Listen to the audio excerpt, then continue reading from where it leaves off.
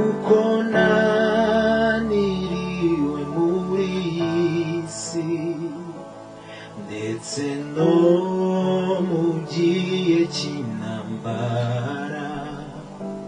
ntabwo mwami ujya umpa amahoro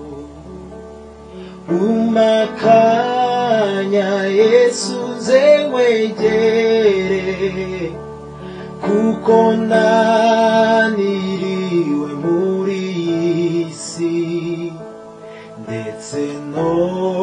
mu gihe cy'intambara ntabwo mwami ujya umpa amahoro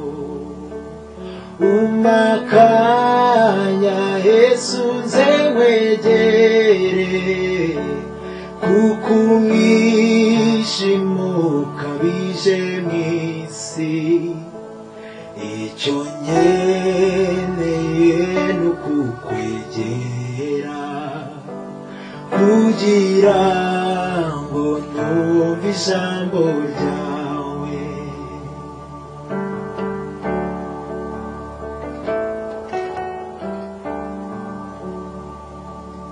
umpa kanya Yesu nze wegere mu bingerageza n'amakuba ni wowe buhungiro nizeye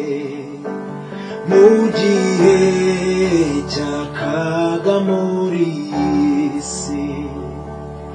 umpa kanya Yesu nze wegere kuko umwijima ukabije mu isi icyo nkeneye ni ukukwegera kugira ngo numve ijambo ryawe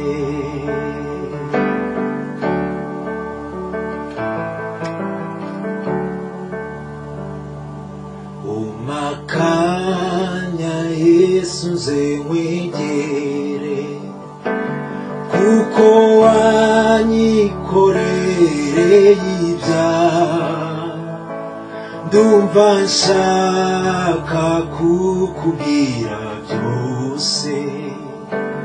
kuko mwami nizeye kunyumva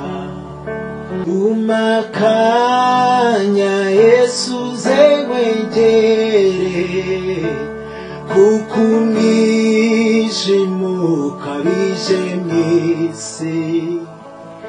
icyo nkeneye ni ukukwegera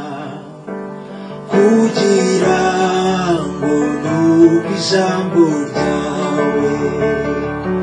umpa kanya Yesu nze wegere kuko umwijima ukabije mu isi icyo nkeneye ni ukukwegera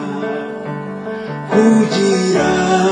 ngo numve ijambo ryawe icyo nkeneye ni ukukwegera kugira ngo numve ijambo ryawe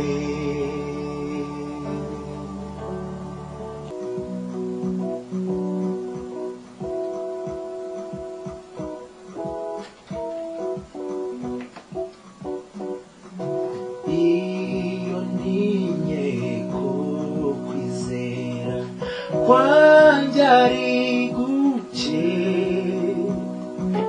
kandi yongeye kuneshwa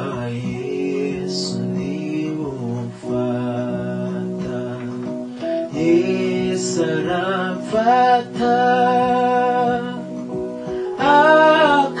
akankomeza kuko ankunda bihebuje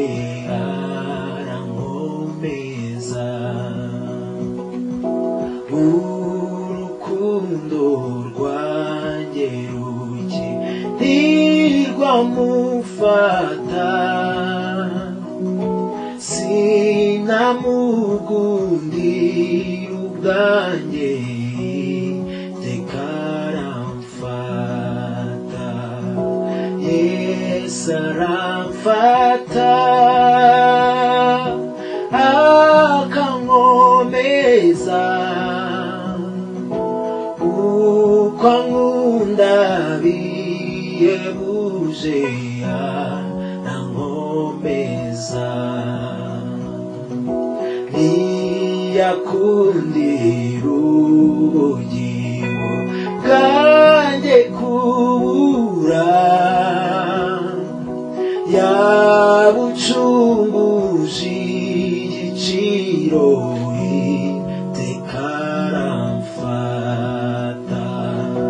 ntiyandeka kuko ankunda nubwo ndi mubi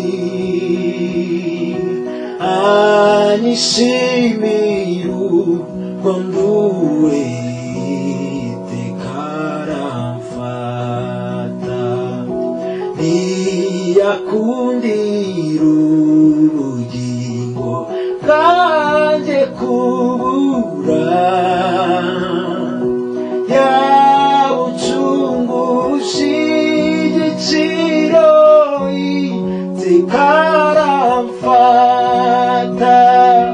Yesu aramfata akankomeza kuko ankunda bihebuje arankomeza Yesu aramfata akankomeza kuko ankunda bihebuje arankomeza Yesu aramfata akankomeza kuko ankunda